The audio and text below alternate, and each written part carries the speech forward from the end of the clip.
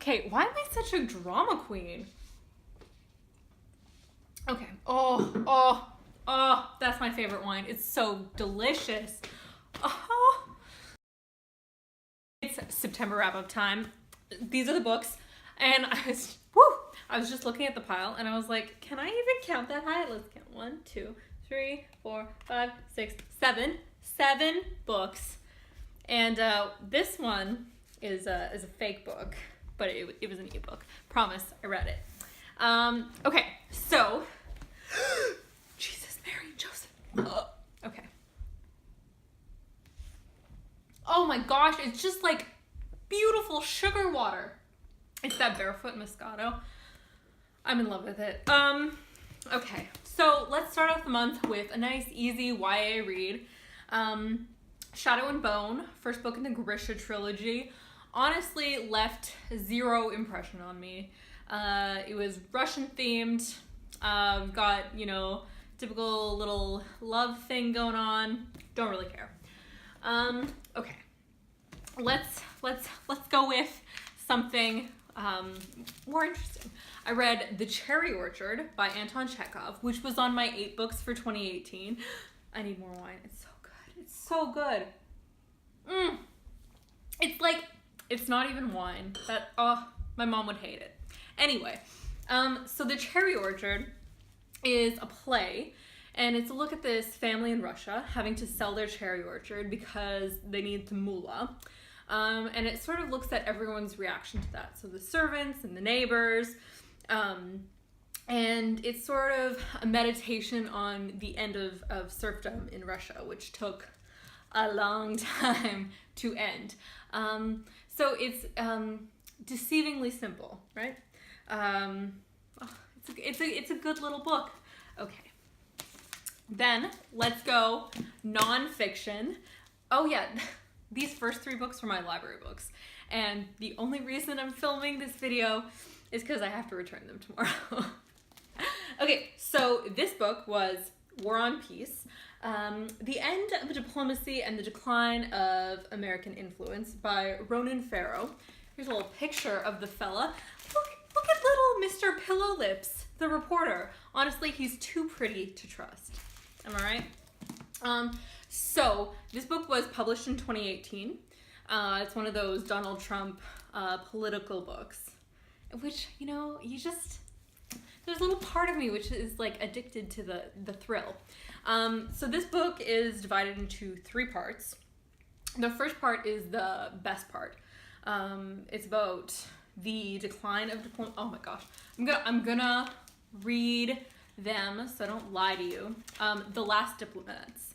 So it's like a character study of this female diplomat from the Benghazi area, Tom Countryman, and Bob Woodward. But Bob Woodward isn't really a diplomat.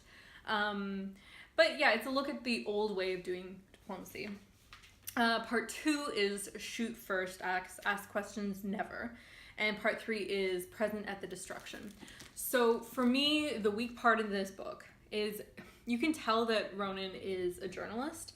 He has these really vivid scenes and like chapters, but how they're connected is weak. I didn't get the point he was making towards the end of the novel. I feel like he could have ended on a stronger note.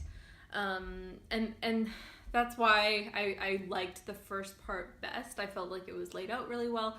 Then he didn't connect it with the other parts. And the last part had some really interesting bits about Rex Tillerson, but it was kind of like sensationalist. I don't really think it's going to be a good book in 20 years. But for today, when it's talking about The Last Diplomats, it's talking about how America tends to do diplomacy with military figures, and when they're negotiating treaties or things like that, the military is the loudest voice in the room, and that decisions are made differently when the military is the one deciding those things instead of civil people like diplomats. Civil, like, not kind, but civil, like non-military, you know what I'm saying? Yeah, so I thought it was really interesting. It was really interesting to look at diplomacy, because I really don't know anything about that. But moving on. Oh, I'm gonna save that one for last because it's my favorite. Okay, so we'll do something less good. Okay, I read Madame Bovary this month. This is a story of a unfulfilled woman who seeks fulfillment with a series of gentlemen in affairs while she's married. She flirts briefly with religion to get that feeling, that fulfillment, that joie de vivre, and she fails. So obviously sex is going to give it to her. Sex doesn't give it to her, so she turns to money.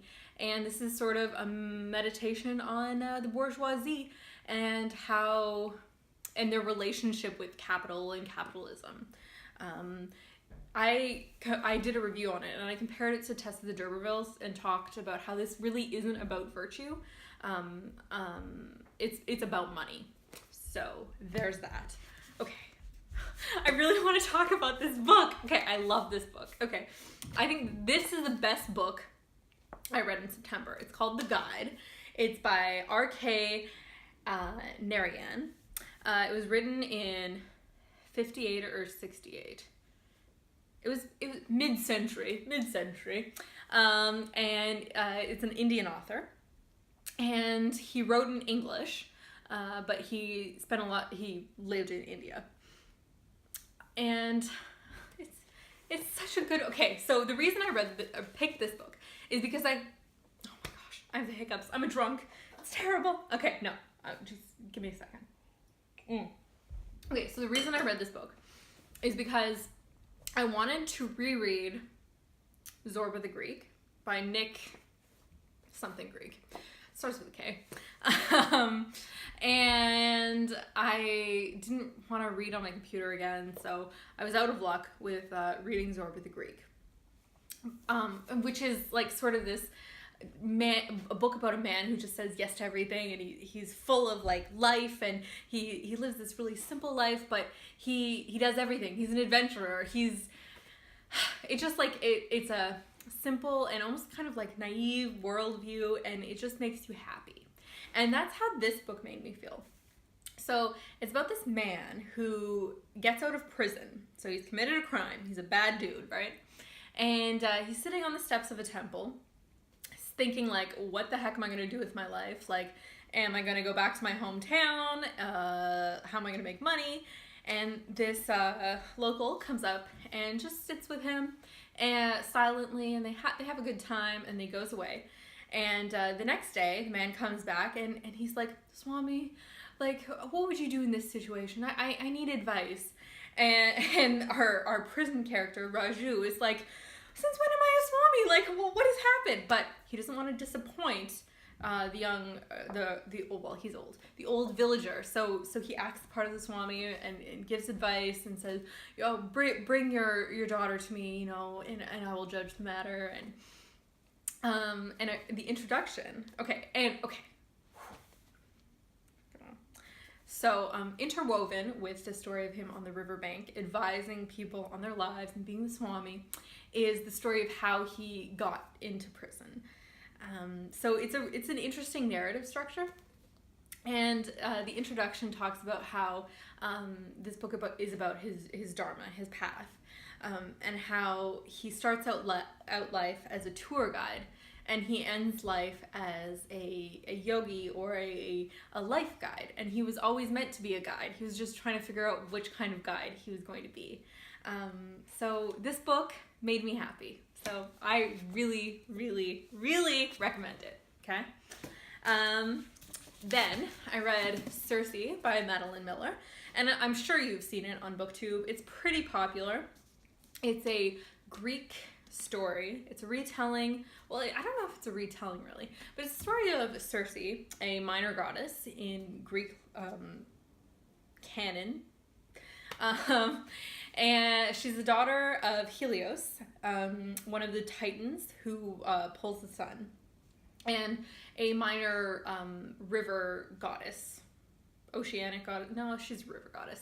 And she's unique in that she has magical powers. She's a wizard, or a witch. She's a witch, which isn't something that the gods actually have as a power.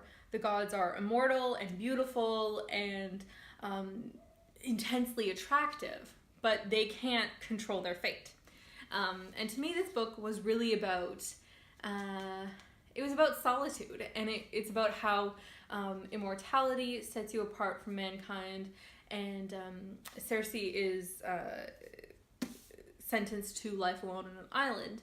So she has the experience of solitude after being lonely her whole life, and she describes the differences between being lonely amidst a crowd and being alone but having purpose on her island. And then I think the book takes it a step further and looks at her experience with young motherhood, which I think is like a very lonely and isolating experience, and it shows loneliness and solitude in that sort of lens. So I really enjoyed this book, and just like I really enjoyed A Song of Achilles by Madeline Miller. And the last book I read was my ebook, Cecil or Adventures of a Coxcombe by Catherine Gore. And that was just because I couldn't wait to get started on my Victober list.